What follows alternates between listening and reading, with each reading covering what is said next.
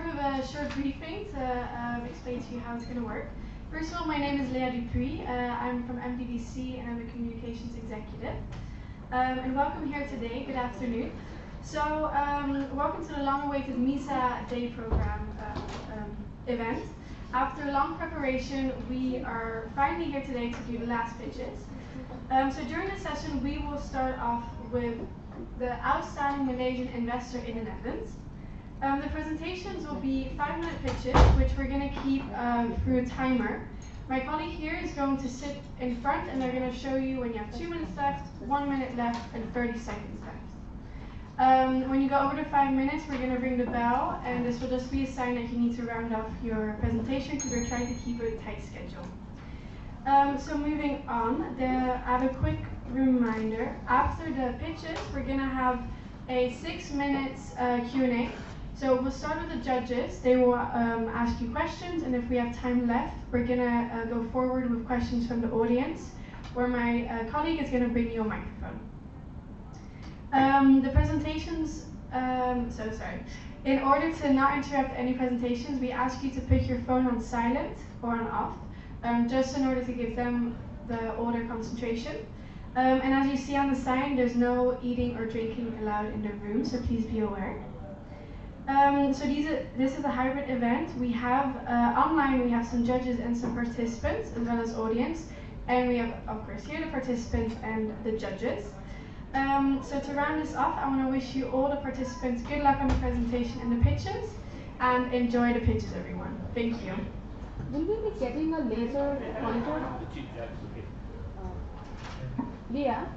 Yes. Will we be getting like a laser pointer to be able Yes. to... Oh, it's not a laser pointer, but I have a clicker, so then you can manually change the slides if you want. All right. And for the judges, after all the presentations, you're going to be assigned to the judges room.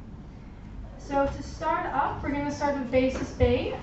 So welcome, Sika Patnaik. I'm going to put up your presentation for you. All right. It's you.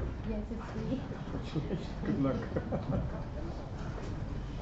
It just being chivalrous, letting the ladies go first. Yeah, better than lucky you.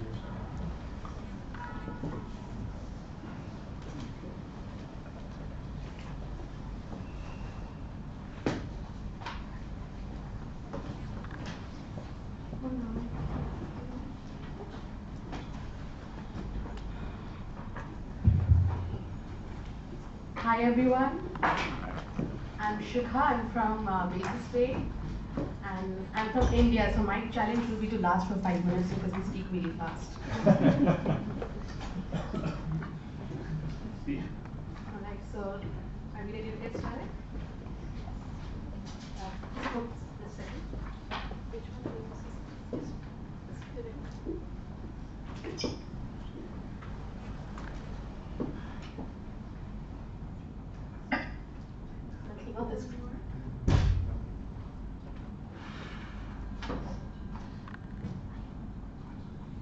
Okay, got it.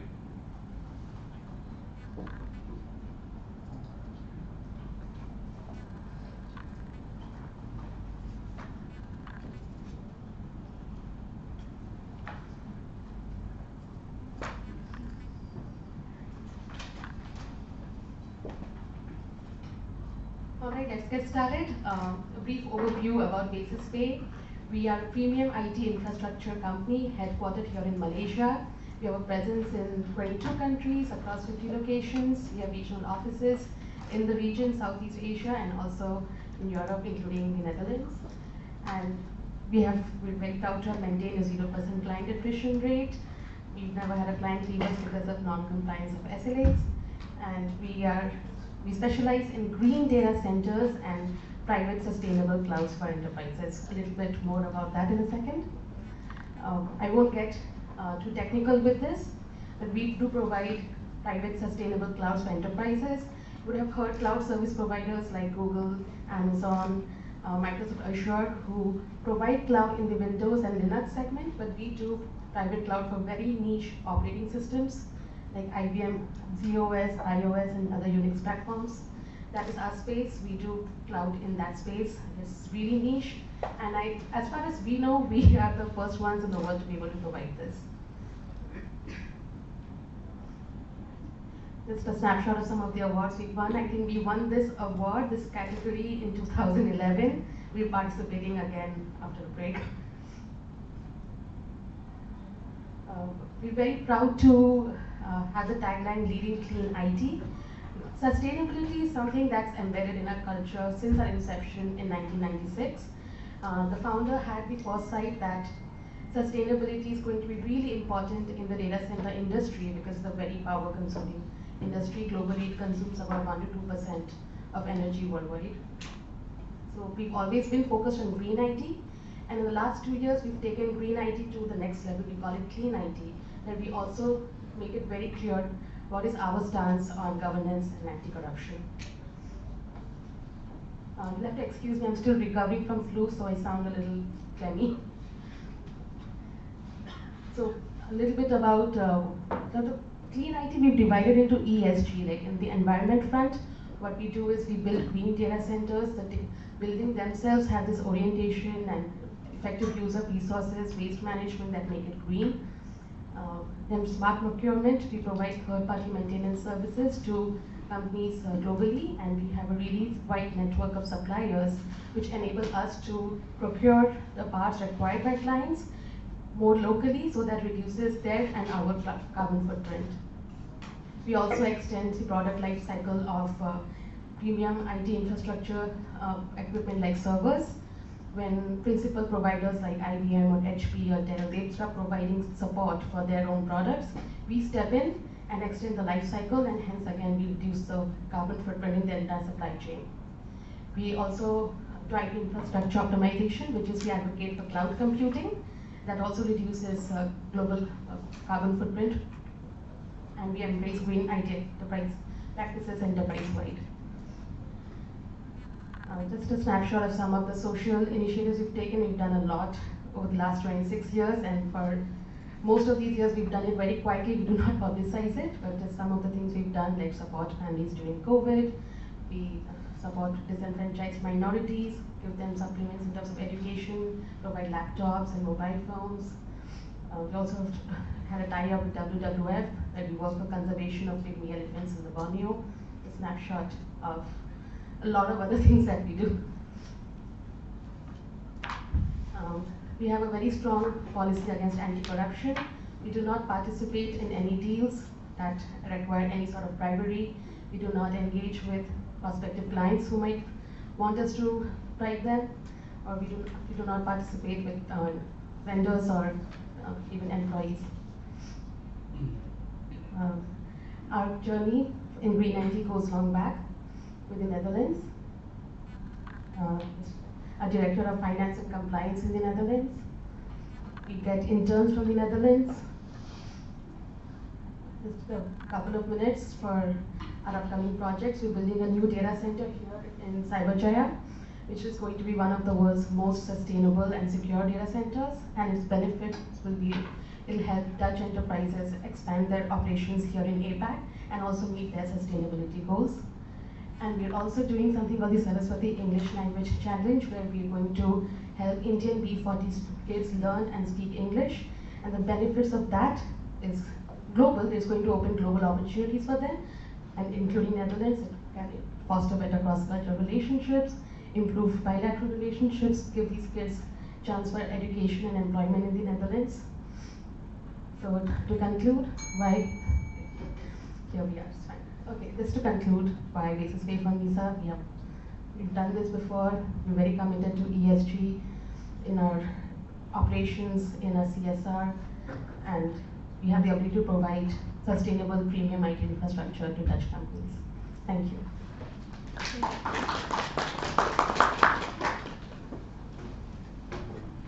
My colleagues just going to put the microphone on for you, and then you can ask your questions.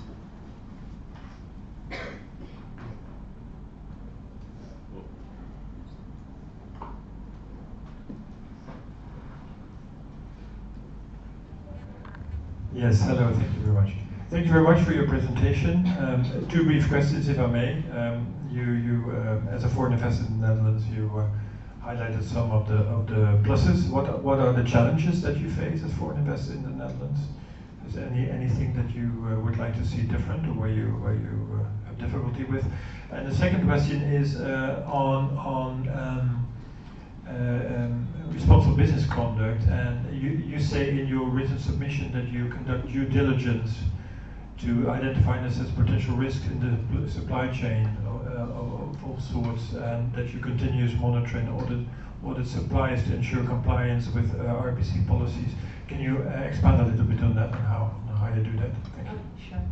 So in terms of challenges, what I mentioned earlier, we provide private cloud for enterprises that use very niche operating systems like the IBM COS, iOS, EOS, and Unix platforms. While the world is warming up really fast to cloud, the idea of enterprises like banks and financial institutions putting their core applications on the cloud is something that companies are still, they're not feeling really secure about. So that is a mindset and educational change that we have to do as part of our sales, to convince them that the cloud is not just for your peripheral applications, but also for your core applications, especially for sensitive information. We specialize in the banking and financial industry, IT infrastructure for that industry.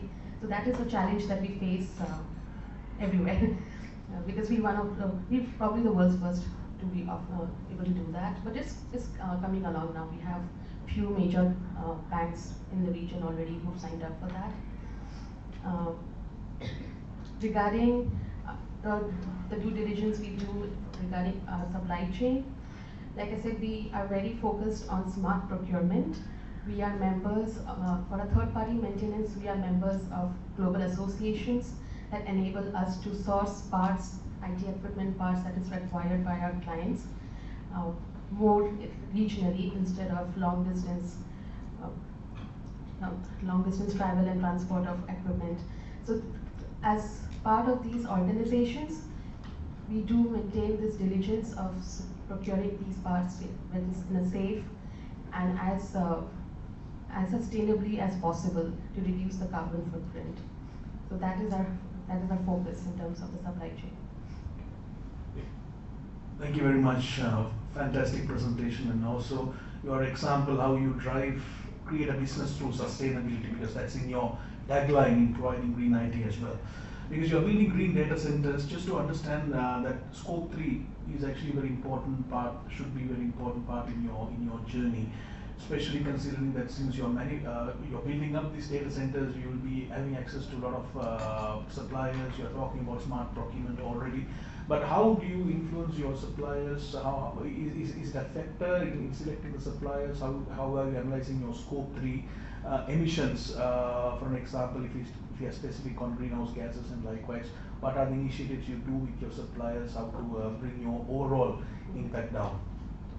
So in terms of a lot of what makes the data centers green is how we build the data center itself, in terms of even orientation, what direction do they face in, architecture like bathtub roof design. For our suppliers, it is about procuring. So data center primarily has two aspects: power and cooling, and these are what causes the consumption of energy. So in terms of power, there is not a lot that one can do in Malaysia, because there's only one power supplier, Telecom Malaysia. So that is pretty much standard. In terms of cooling, the suppliers we work with, we try to source the best systems out there, use the most innovative ways of cooling down a data center so that we store as much heat internally possible and not release it into the environment. Different things that we do is like the kind of packed units we use, or liquid cooling systems, rainwater harvesting and management. So those are some of the things we do with our suppliers to ensure that we have a low power effective usage ratio, something called PUE, which is very specific to this industry. Yeah, also, a follow-up question. On your submission, you have stated that when you're building green data centers, you look into the aspects of preservation of biodiversity in the surrounding environments, and also plantation of greenery What do you mean by that? Can you Yeah. elaborate on it? What Very initiatives that you excited. do? Yeah, we're very excited about that actually. We're building a new data center also in Cyberjaya, but it will be able to support organizations around the world, including the Netherlands. This data center is going to be very different from the standard green data centers. We are Asia's first green data center builders. We started in 2009. But the current data center that we are building is going to be what we call not just green but eco-green, because we're not clearing off the land mindlessly. We're trying to protect these interconnected habitats that's going to enable like maybe the birds, or Datu Prabha is here. I was just talking to them about a new data center. So we'll be preserving these interconnected habitats that will enable the birds that have been living there, migrating over there, maintaining the secondary youth forest, and also a lot of greenery that will be planted onto the building itself. So these are some unique features of the new data center, which will be announced publicly really soon. Thank you very much. Yeah. Just finish this. Thank you.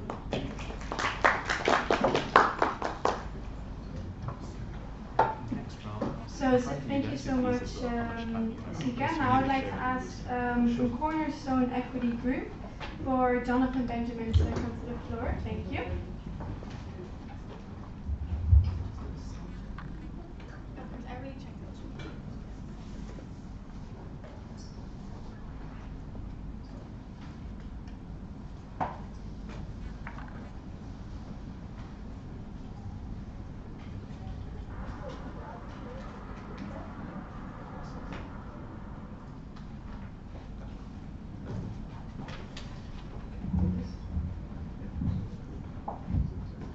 Testing. All right. Thank you very much. So since this is the Malaysian Dutch Business Council, I would like to start with Selamat Tengah Hari, Goedemiddag, and good afternoon to everybody. So good afternoon to our fellow MISA candidates, judges, and all the amazing organizers that made this great event possible. My name is Jonathan Benjamin. I'm from Cornerstone Group. I've got my colleagues, Jason Mariaratnam, who is the CEO of Cornerstone Group, and also Marianne Kwa, who's the Managing Director for the Netherlands, with us in Zoom. But before we let them say a few words and also continue with the question and answers, we have a short video about our company.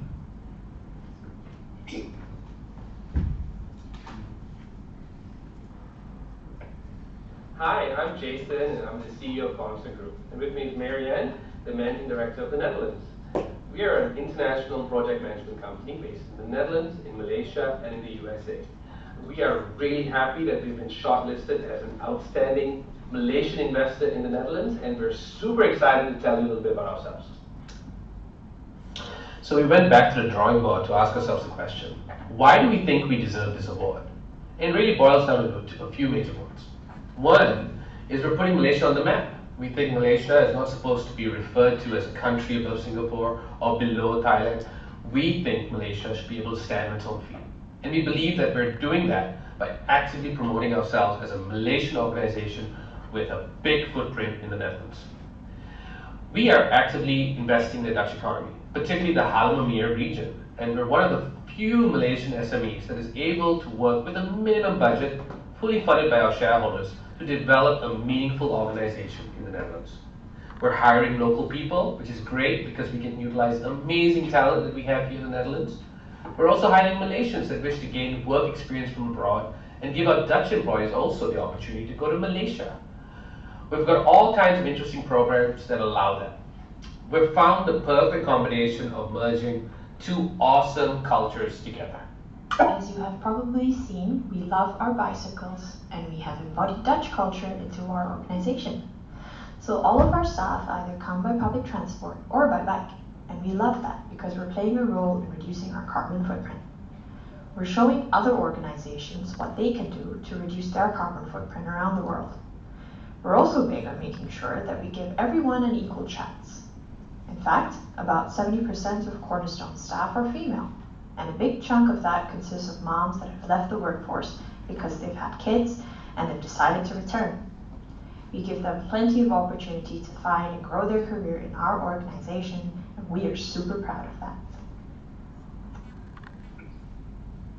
Right, thank you. So let me introduce Jason and Marian. Can we have them over there? We get blown up on the screen? Yeah, 1 second. Okay. Oh, there we are. Okay. Hi, everyone. Good morning from the Netherlands. I'm Jason, and I'm from Kepong, as some of you may know, and I've got my colleague Marianne, and she's from Kedah. It's been a long journey since we came to the Netherlands almost 17 years ago, and we're really excited that we can participate in this award. Just to reiterate a few things that were already mentioned on the presentation, Cornerstone is an international project management company. We offer services such as business expansion. We're going into new territories. We're doing a lot of HR and development work. We're also big on financial advisory and compliance, trying to keep our clients compliant in the regions that they operate in, keeping them out of jail. And lastly, we're also big on merger and acquisition. I know we've got 1 minute left, so I'm just going to pass the baton over to Marianne to tell you one last point on why we think we're an outstanding investor in the Netherlands as a Malaysian company. Thanks, Jason. So I think we mentioned in our video as well that we give a lot of employment opportunity, and we want to focus on the minorities with the minorities. We also put a big focus on employing Malaysian spouses who have left Malaysia, and also for mothers who are looking to get back into the workforce, and that applies vice versa with the native Dutch residents. Do you have any closing remarks, Jace? Just thank you guys so much, and you welcome any questions that you guys have for us. Okay. Bring the hard questions to us, okay? Thank you very much. My name is Jacques Werner. I'm the Netherlands ambassador here and heading the jury today. And thank you for your presentation and your application in this competition. I enjoyed reading your written submission. It's all about doing good deeds, idealism, and I like that a lot. Diversity. You almost sound like a social enterprise to me. So my first question is who are your customers and your clients, and how do you what is your acquisition, and what sort of sectors and companies do you work for? My second question is, as a foreign investor in the Netherlands, you must have had good reasons to settle down there 17 years ago. But what are the challenges that you face as a foreign investor? What would you like to see different in the Dutch investment climate, if it were up to you? Thank you. Thank you. Thank you for those two awesome questions. I'll take the one on customers, and you can take the one on challenges that we have here in the Netherlands. So customers, super diverse, from data centers, just like what we heard earlier, right up to service organizations that have looked towards the Netherlands as a marketing company that needs to be established here. We've got factories, we've got advertisement businesses. It's a very diverse range of customers that we serve. And it's not only in the Netherlands itself, it's throughout the world, but we often find that there is a common link with the Netherlands. As most of you are probably aware, the Netherlands is really the gateway into Europe. So they would come into the Netherlands looking for support, and before you know it, they'll set up a holding company here, and then they'll start investing towards the rest of Europe. So again, to reiterate, various industries from manufacturing to data centers to the service industry, and all around the world. And Werner put you through some of the potential challenges that we've seen within the Netherlands. Yeah, so I think as a foreign investor here, one of the largest challenges that we've faced is definitely in recruitment and in keeping our staff here. It's a very competitive market here, especially with the recent economic times. It's been really difficult to retain and offer competitive salaries. But hopefully, that changes with time. Do you have any just to bang on Marianne's thing, I mean, we would love to pay everyone great salaries, but unfortunately right now, the curve that we have here, mainly in Western Europe, is that is becoming very expensive, and that's going to be a challenge for us. And I think the Dutch government is doing their role, and they're trying to curb inflation.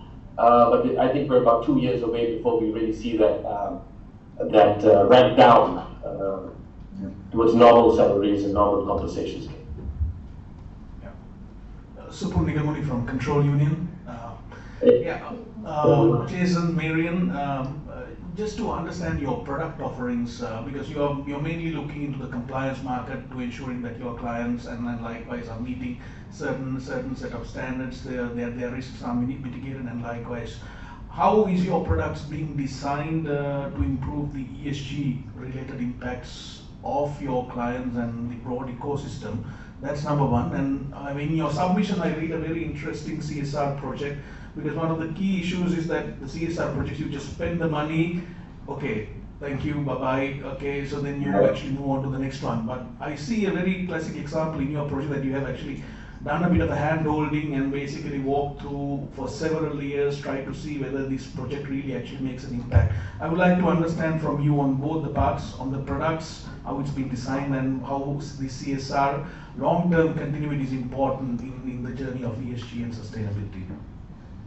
Thank you for that question, and great that you've paid really good attention to our submissions.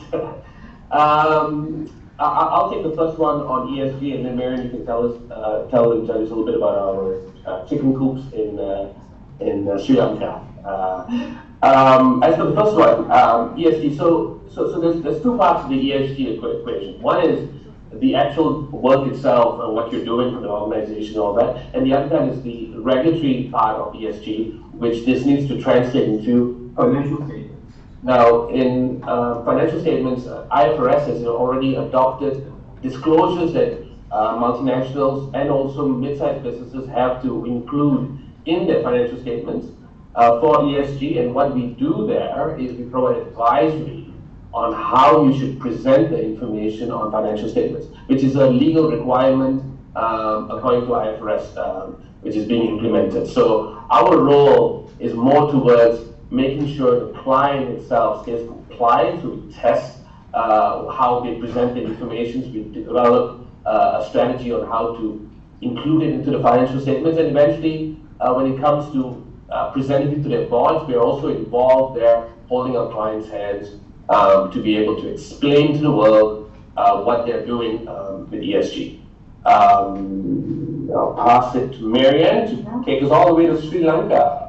Yeah, so I think for us that journey with our Sri Lankan NGO that we work with, it's a really personal thing that happened. It was a visit that Jason had made with his family and really met the people on the ground, and we were told by locals there that this particular NGO really needed the help. And so we could see for ourselves firsthand the struggles that they had, especially with Sri Lanka, with all the difficulties that they've had in the tsunami and then the recent terrorist attack that happened there. That really impacted them because they're such a tourist destination, right? So in seeing that the local support that they could be provided there was very challenging for them, and we heard firsthand from them what they needed. And with that, we will then be able to develop a program that can actually help them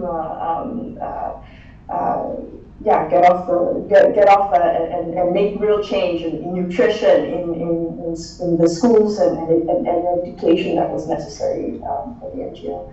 So yeah, I think they needed a bit of help, and from our side, project management is where we are strong. So then we're able to then just give first-hand advice on how they can implement that and make sure that it's a sustainable solution for them. Thank you. I'm Yazid from Malaysia, but I'm based here in the Netherlands. People encourage, from your experience of investing in the Netherlands, how will you encourage more Malaysian companies to come to the Netherlands so that we can encourage a two-way investment between the two countries? Yeah, thanks, Mr. Yazid, for the question. So predominantly, you should probably notice that there is a higher flow of Dutch investment into Malaysia and not so much Malaysian investment coming into the Netherlands. There has been, 1 minute, really quick. So how do I be encouraged? What we say is start small. Start small. And we recently were in Malaysia and we saw just great talent, great ideas, some very smart people coming out of universities such as Sunway. And they all need to think about not like what the big companies are doing, big investments. Think of something small that you have, see whether there is a demand for it, test the market, go on a trip to the Netherlands, get on a bicycle, ride around town, meet great people over here. You just experience a whole new world, and it'll give you ideas on what you could do. And it's all a matter of just starting a small company and building on it. And the Netherlands is perfect for those kind of entrepreneurial activities. Thank you, thank you. You're welcome. Thank you.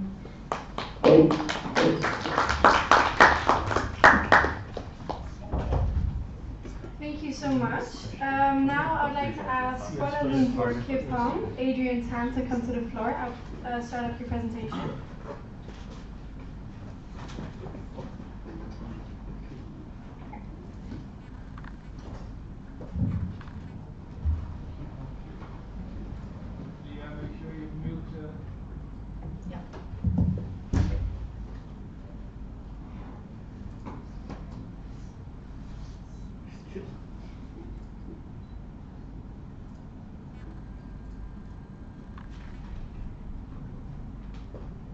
Right, good afternoon. My name is Adrian and I'm from Kuala Lumpur, Kepong, also known as KLK. Now, our European journey started way back in 2007 when we first invested and acquired Hope, right? And along the way, we have made further investment in Germany, Belgium, Switzerland, of course. And of course, the very last acquisition we had was also in Belgium. Sorry, Netherlands. And in total, we have made about over 240 million euros of investment in Europe alone. And if you look at it, almost half of it was in the Netherlands. Now, these acquisitions, they remain as a very strategic piece for us. Because with this acquisition, we now operate in almost all of the continent, except for South America. We have 47,000 very good and talented people working for us, whom we care about. Not only we get the geographical access to the markets, right? More importantly, just a little bit of context, KLK has been very strong in the upstream and downstream of the palm oil plantation industry. Now, with this acquisition, we are able to then offer more products, more solutions to our customers. We're talking about detergent, cleaners, pharma, paper chemicals, and so on and so forth. It's almost in your everyday life. There's no way you can escape palm oil products. Now, allow me to just spend maybe a few seconds here to talk about our assets in Netherlands. We have two facilities, Moerdijk and Delden, both of which are our oleochemical production facilities. In Delden alone, we house our world-class research and development facilities. We will spend almost 2 million every year just on innovating, coming up with new products, right? For example, right now they're working on using CO2 as a raw-based material to replace fossil-based reactants. That's one of the ways that we try to then, reduce carbon footprint. In Moerdijk alone, we didn't stop there. We invested, but we built more. Right? In Moerdijk alone, we built more pipelines and also inland ports so that we can transport our products in and out more efficiently, reducing carbon emission by reducing more transportation using trucks, for example. And we see that in the next few years we will invest more in these facilities, right? Because one, we need to expand the capacity to cater for worldwide demand. Number two, a lot of our activities, especially in reducing carbon emission, will be based in Europe, especially for these two plants. Now, this sets a very perfect segue to talk about sustainability. Earlier, when I came in through the campus, I saw quite a lot of signs and printout of 17 SDG goals, right? And I'm proud to say that here in KLK, we have adopted 11 of them. And we take sustainability very serious in a way that we even updated and added the 5th mission statement that is related to sustainability. We want to continue to have a positive impact to the climate, for example, reducing carbon emissions, reducing energy consumption, for example. And along with that, we want to continue to have very positive impact to the people who are working with us and people who are working with along the community. At KLK, 91% of our palm oil is sustainable, and as for traceability, we have some way to go, but we are slowly closing the gap. Why is this important? Because as a company, we committed to no deforestation, no development of peatland, and no exploitation of workers. And that's what we believe, and that's what we commit to our customers. And we try to then propagate this belief to all our suppliers as well. And of course, this was recognized by some of these entities, RAN, and by our customer, Unilever as well. Let me go quickly on this. We have 4 main pillars, right, of focus in terms of sustainability. I'll talk about traceability a little bit in closing the gap, but we also want to work with customer in coming out more lower carbon footprint product. I talked about earlier in Europe, we want to have projects that will reduce carbon emission. And in terms of human rights, we are hitting the spot in correcting and providing all the care that we need. But we would want to continue to find gaps, if any, to address that. And in terms of small order, this is where we come in to teach a small order of what else can we do, what else can we improve, how else we can help them. For example, helping them in getting more RSPO certification. This is my last slide. So I could stand here and spend 30 minutes to talk about our investment in Netherlands and talk about our sustainability. But I thought I should just end this slide to talk about how we can, because whatever we do, whatever we learn, whatever we earn, we give back. We give back to the community. We have built schools and care centers in the most remote places in the world. We have programs to conserve our biodiversity and some of the rare animals. And whatever we do, we try to have programs as well to teach the community that operates within our vicinity and also outside the vicinity to enrich their lives, and also, let's not forget the employees who give us the time and brain to then make the world more sustainable. Thank you. Can bring that.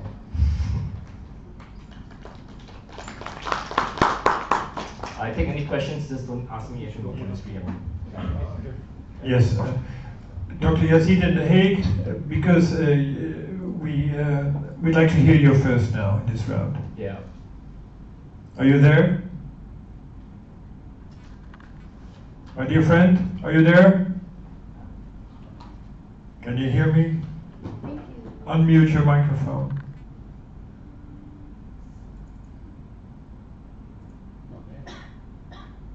Okay, can you hear me now? Yeah, go ahead. Yeah, go ahead. Okay, good presentation. I would like to hear more about the carbon dioxide as a surfactant, or is it used as a solvent extraction for your oleochemical companies? And how does that relate to the green economy? Thanks, Dato. First of all, I'm just let me be clear, I'm from the sustainability of this. I'm not in product engineering, but let me explain the best that I can in a very layman term. What I understand is that traditionally we've been using fossil solution as a surface reactants. Of course, that will require a higher dependence on fossils, right? So the way to counter it, to reduce our so-called reliance on fossil, we are trying to use CO2 as a reactant instead. Now, how it works, I'm not able to answer that, I'm telling you very clearly. But this is an ongoing research that's happening right now in Delden. Sorry, I'm not a chemist here, I've got to be clear. Thank you very much. Any other questions, Doctor? Is it? No? All for now. Then from my side, we see that you are indeed careful about and diligent about your supply chain management, which we believe obviously very important. But can I ask you the same question I asked previously on the investment climate in the Netherlands and the challenges that you face, your two factories in the Netherlands? Sure. I think operating in Netherlands has its perks as well. Of course, I don't see so much the negative side. There is a challenge, of course, by operating in that environment.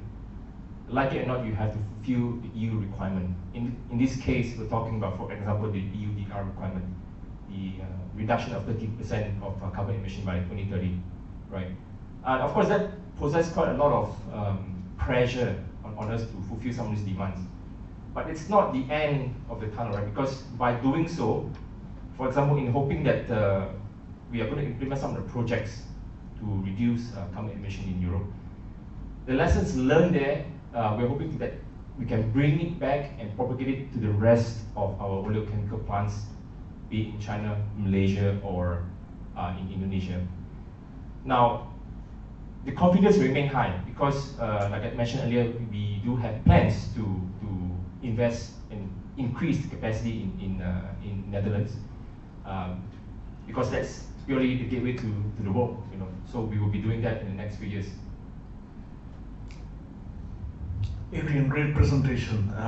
You mentioned on the frequent changes of regulatory changes, which is actually affecting your business a lot, especially which is coming from Europe. You highlighted on the aspects of EUDR and the deforestation regulations, but coming back to the other pillar of NDPE, the E part, the exploitation, Malaysia is a hotspot for migrant workers. How you as a company are addressing that particular matters with regards to the concerns raised on the exploitation related? Sure.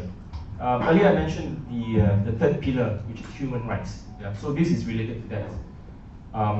We have conducted, now this is on voluntary basis, we've engaged a third party to conduct an analysis on the workers, starting with Peninsular Malaysia, right? Now we're very confident that we've provided, a very competitive salary, accommodation and all those things. But on a voluntary basis, right, we have engaged the party to go through another round of assessment. Now this is done without informing the plantations that the third parties are coming. So we want it to be as independent and surprise factor as possible. In the hope that we get more enlightenment around potentially if there are gaps that we don't know, then we, as a company, we could address. And we have just started this assessment this year. Maybe questions from the audience? Anyone? No? Let me add to that. So we also have constant dialogue with our fellow competitors, or so-called, I'm aware Darby is here, so we do have conversation with them on their best practices as well, to learn from each other. I mean, the only way to really protect the industry and also to fast pace on what we can do is to learn from each other. That's what we believe. Then a final question from my side. Are you following the palm oil discussion in the Netherlands and in Europe? And how do you rate that? How do you assess that? Are you concerned about what is said about palm oil in that part of the world? And does it affect your operations in any way? In my personal opinion, I think, especially in Indonesia and Malaysia, we need to do a lot more advocacy and education to the rest of the world. There's been little defense coming up from this part of the world to say that, look, what we're doing is sustainable, and this is what our practices are. Not many, unfortunately, in recent years, not many has articles or videos or whatever that's come out from this part of the region to educate the consumers about it. And the fun fact is that for you to produce 1 hectare of oil, you need 10 hectares of equivalent for soybean, for example. So when you talk about sustainability, and efficiency, there's no way escaping palm oil. We just need to do a practices that in a very responsible manner. Okay, thank you very much.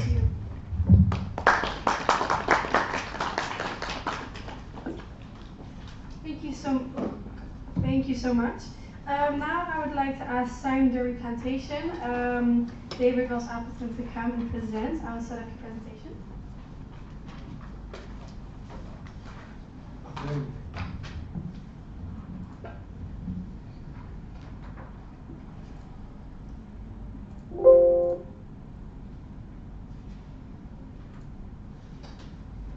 Good afternoon, it's great to be here.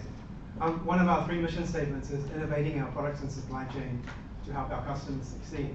But to do that, we have to innovate across our whole supply chain. For our refinery in the Netherlands, we do that in 2 ways. We invest directly into its operations and the products that we produce there, but we also invest in the upstream operations that produce the raw materials that go into our products. Let me show you a video.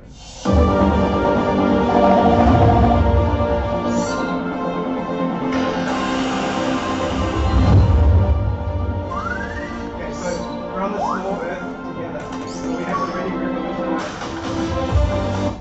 Can I start? Yeah.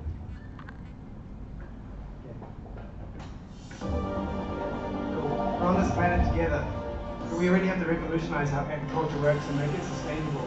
We need to be able to produce more food without more land. About 6 years ago, we produced a video like this one. Many of these high-tech ideas were in that video, but there were ideas back then. This is a new video. But through a huge amount of investment across our whole company, we're now starting to see many of these ideas come to life. It's been truly exciting to see it. Many of these ideas are now either in use in our plantations, or they're in prototype form. And in some cases, they're actually fully replacing all the ways of doing things. We now have drones in all of our nurseries and early fields, helping us to nurture our farms. We think we can take these drones a lot further to help us to understand and get the most amount of productivity out of all of our farms and fields as well.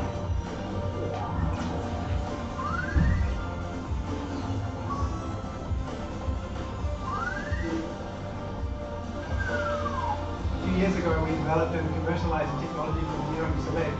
It's a first of its kind technology that helps us to identify, select, and plant the highest yielding palms in the fields. We've been planting 100% of our seeds this year with Genome Select, and we're seeing phenomenal increases in yield. It's really exciting. This also helps us to produce palms that will help us to fight climate change in the future.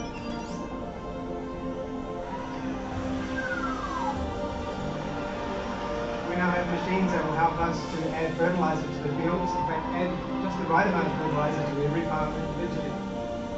This, of course, will help us to reduce the amount of fertilizer we use, which further helps the planet.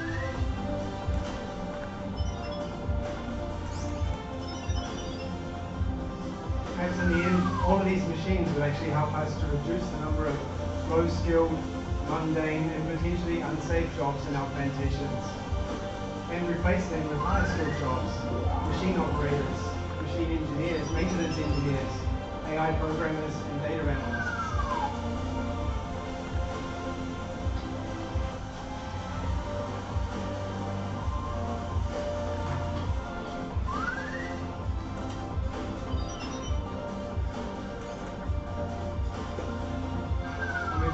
Renewable energy into our plantations to make sure that the use of these machines don't add to our carbon footprint for our customers around the world who buy our products.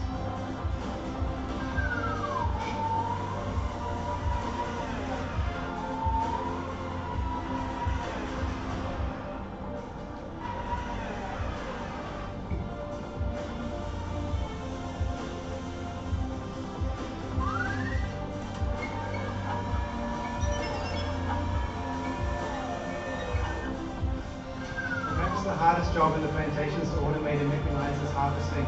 We're working on that too, and we're making really good progress with things like robotic arms, and with engineers around the world to do that.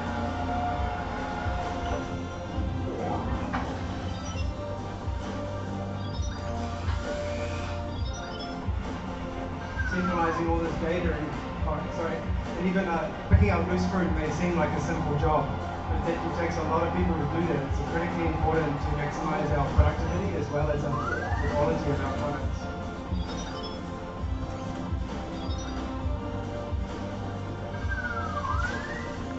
data together and to digitize operation stations help us to further improve our efficiency and productivity. So we want to revolutionize how we work to produce more food and make the most of the land we have. But perhaps more importantly, to make our plantation safer, easier, and better to work in for our team. So through to the refinery that we have in the Netherlands, our products contain more than just oil. It contains an imprint of how we make it. We have net zero commitment by 2050 because we want to be part of the solution and we are in the supply chain of our customers. We work on circularity, not just upstream, but downstream in our operations because we only have one planet. Improving productivity because Earth doesn't have more land. Mechanizing, automating, because we need to improve the conditions for our team and improve livelihoods. And investing in people and community, perhaps the most important thing, because that's why we're here, not just in our operations as smallholders, but around our refineries. Thank you.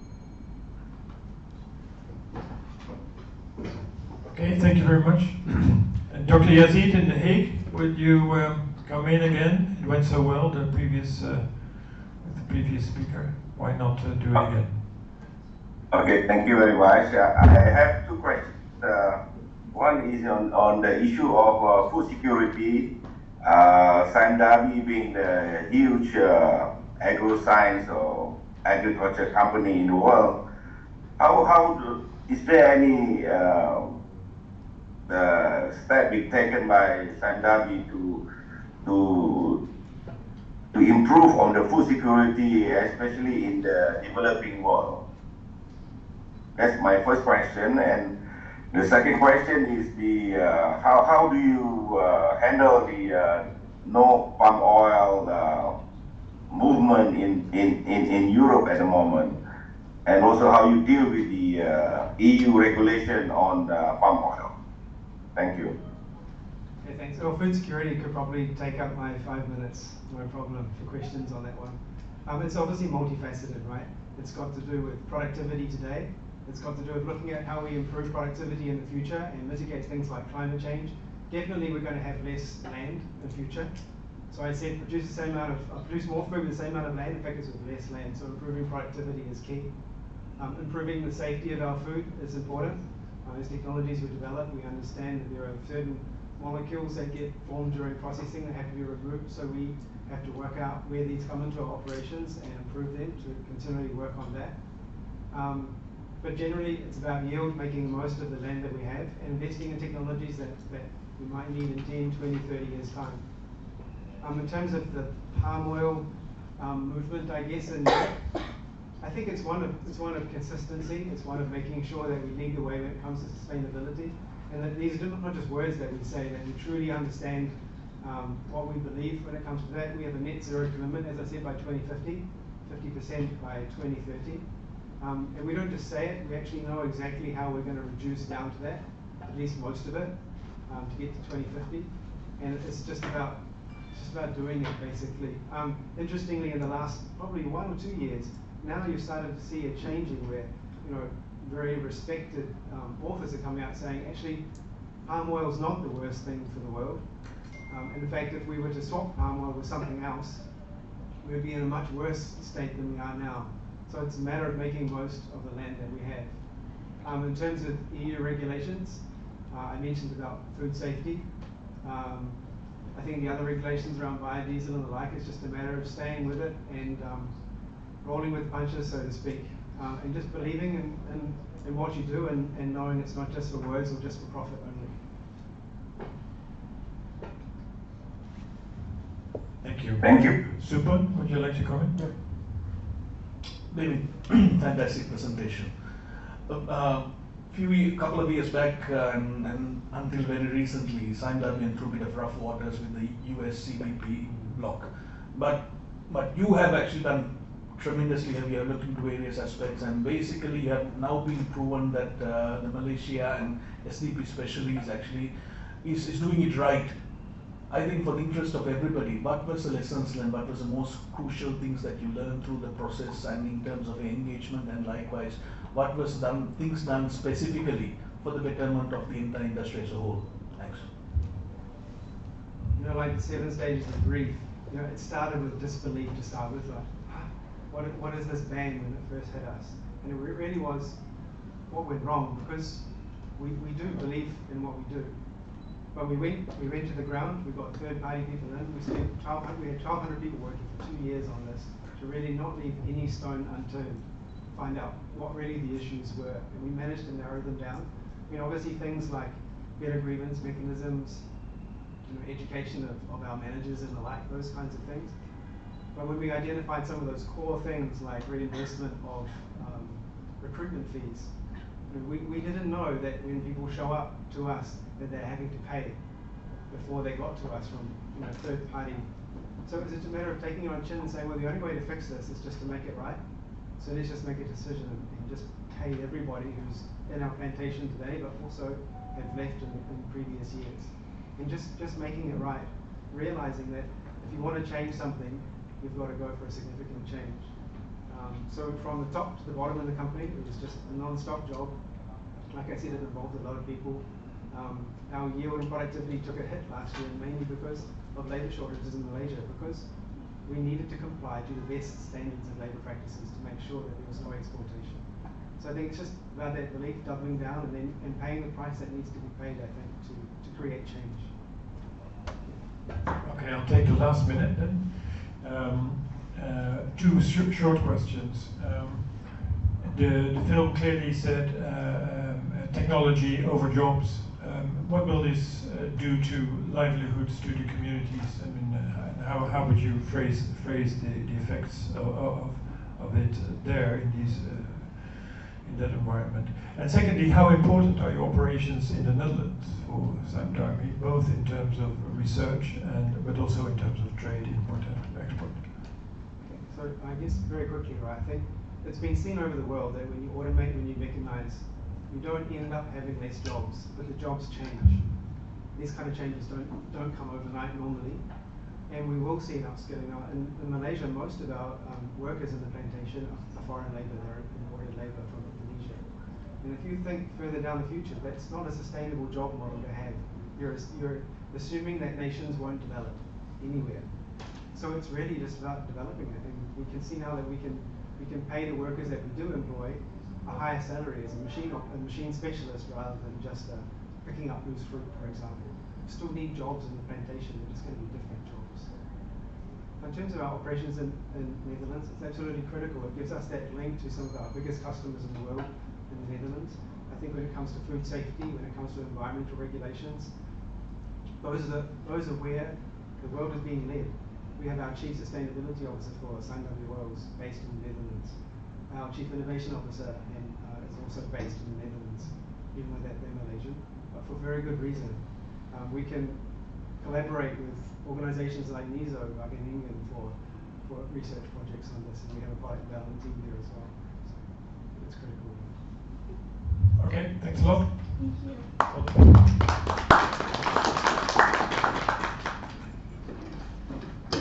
Thank you so much to all the presenters, the judges. I'd like to ask the audience and the presenters if you can go to the gallery, you can get some food and some drinks, and for the judges to go to the judge room. Dr. Yazid will follow. Stay online, will you? Yes, if you stay online, you're going to be in the judges room as well. Stay there, Dr. Yazid, don't go away. We'll join you in another room.